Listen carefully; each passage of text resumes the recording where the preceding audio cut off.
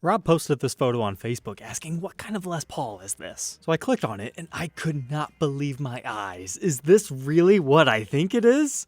Welcome back, Troglodytes, to your daily dose of guitar information, the Trogly's Guitar Show. This is Aldo Nova. You might recognize him from his hit song Fantasy. It's his signature Les Paul. If you're new to the channel, back in 2021, I actually interviewed Aldo about this very guitar. Because I was sick and tired of all the rumors saying Rick Nielsen had all of them except for one, because that ended up being completely false. We also did an email interview with Nielsen in this episode. But this is officially known as the Les Paul Reissue XPL. The XPL series was basically Gibson in the 80s saying, hey, let's throw a hockey stick Explorer headstock onto everything. So that's how you got cool things like Flying V's looking like this. Vaguely similar to the new Dave Mustaine signature models. But they also slapped it on the Spirit series. They had a double cutaway Les Paul, and just because there's a couple of Explorers over here does not mean the Explorer was spared, because they just got something that I call the meat cleaver. But they changed up the body contours. There's also a fancier version that we had just recently seen the prototype come up for sale at Gibson's garage sale of historically important things.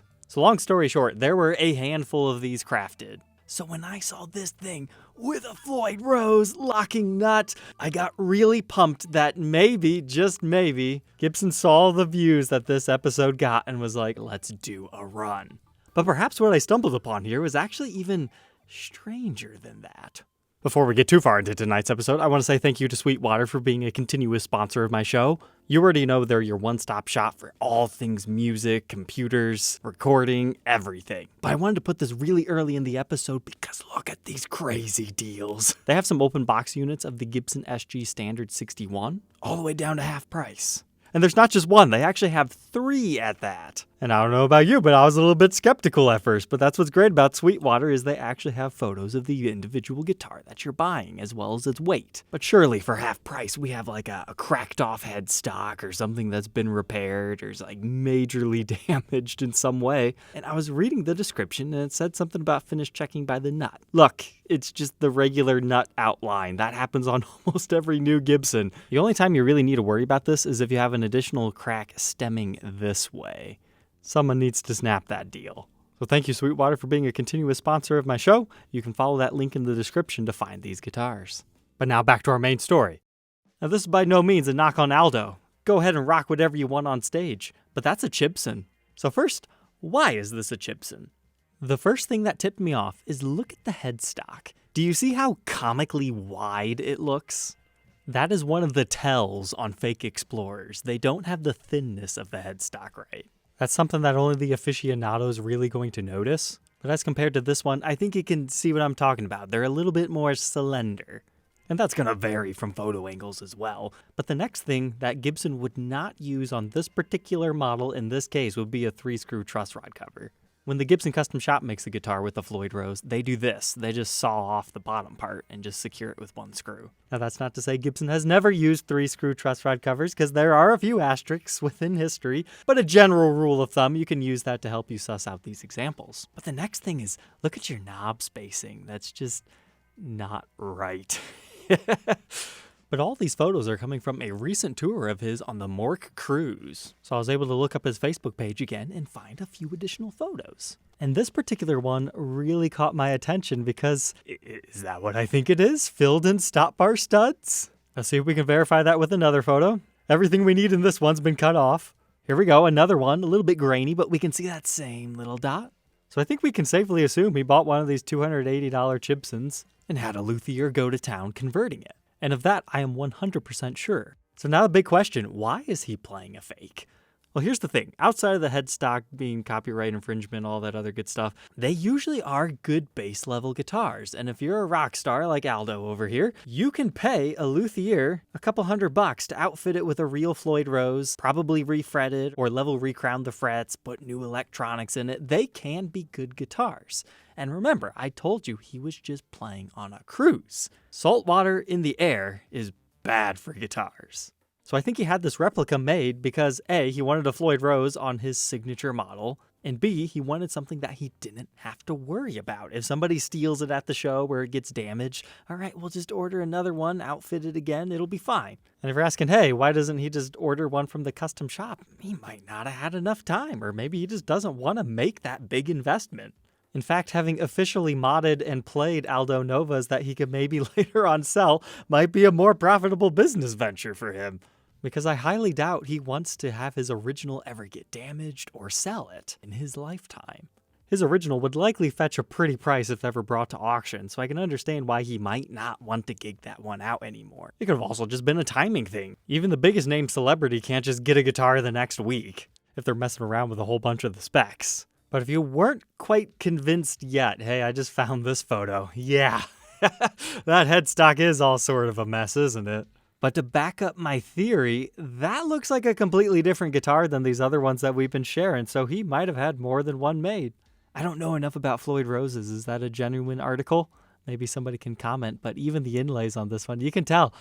Nope, not Gibson's work. Other signs that point to this being fake include where the pickguard bracket meets onto it, as well as not having the correct skirted knob for your toggle switch. It has the EPIPHONE style. And of course your metric style pickup rings. They're just much thicker than what Gibson uses. But I think where he might have got this idea is, do you see what he's playing at this show? It's one of the Alex Lifeson 2023 signature custom access Ruby guitars. If you want to check out the episode, you can. They are gorgeous. It's got a Floyd Rose, so he's probably like, yeah, I want something like this. And he's like, hey, maybe these Chinese Les Pauls aren't too bad when you set them up right. But he wanted all that done up on his. But I thought that was cool to see an artist repping another artist's guitar. But hey, EPIPHONE, I see this as a great injustice. You need to contact this guy. Get him the signature that he deserves. His name is attached to this model, and I can understand maybe not wanting to do a custom shop signature limited edition. You guys aren't quite there yet. But now that he wants one with a Floyd, this is the perfect opportunity for EPIPHONE to step in. So those are my thoughts on this. At the end of the day, his guitar playing's real, so that's all that matters. But if you happen to have seen another artist utilizing a Gibson, I'd be curious to see.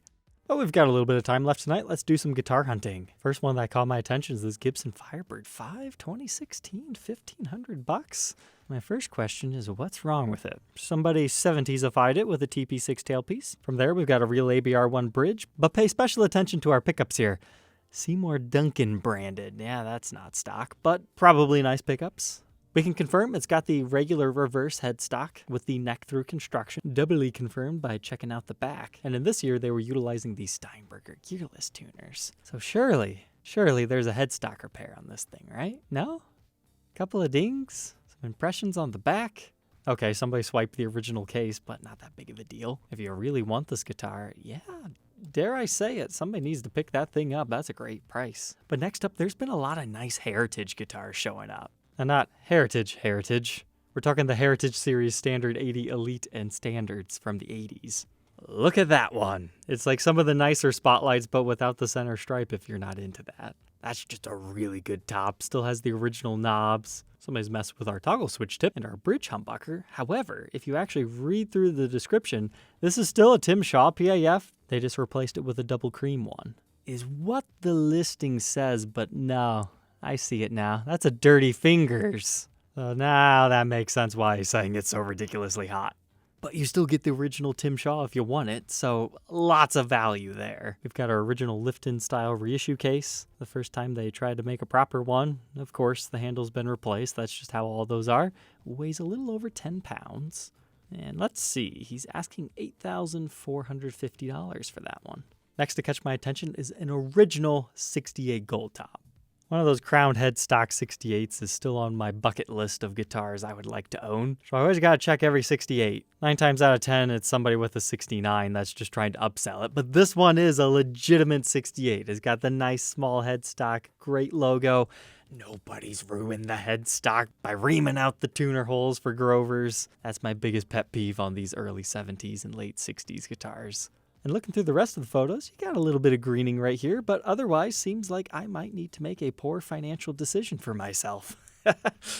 But as you kept scrolling, you eventually got to the back. If there's anything I hate more than reamed out headstocks, it's people unnecessarily installing other strap buttons back here. But you know what? Maybe I could make an exception for this one. Because do you see what I see? Unfortunately, the seller doesn't have any photos over here, so it might be the factory messed up and installed it so far over. Somebody's like, yeah, let's try it on the back. So at least there's a story to that rather than someone being a bozo. But check out that buckle wear. Ouch, that is a lot. But it has character at the same time. There's a little bit of darkness in the center. It looks like a realistic heart. But then the neck was also really badly chewed up on that one. Looks great from the front though. And these true 68s are becoming very tricky to find.